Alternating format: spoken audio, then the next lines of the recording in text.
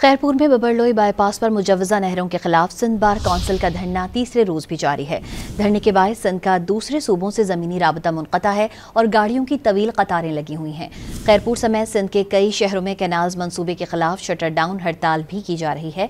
मजीद जानते हैं don news के नुमाइंदे ज़हीर अब्बास खासखेली से। जी ज़हीर अब्बास, बताइएगा क्या कहना है धरना मुजाहिरीन का?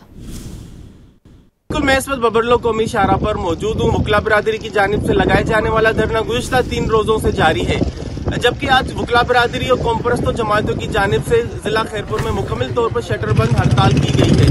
जबकि खैरपुर की 8 तहसीलों किंगरी, गंबट, नारा, फैजगंज, सोबोडेरो और जो दीगर तहसीलें वहां पर कारोबारी मराकज बिल्कुल बंद दिखाई दे रहे हैं। जबकि आप मेरे पीछे देख सकते हैं कि वकला बिरादरी के धरने के बायस जो कराची और पंजाब जाने वाली शाहरा है मुकम्मल तौर पर आज 3 रोज गुजर जाने के बायस बंद है। आप मेरे पीछे देख सकते हैं मिलों की कतारें लगी हुई हैं, ट्रक हज़ात और जो दीगर मुसाफिर गाड़ियां हैं।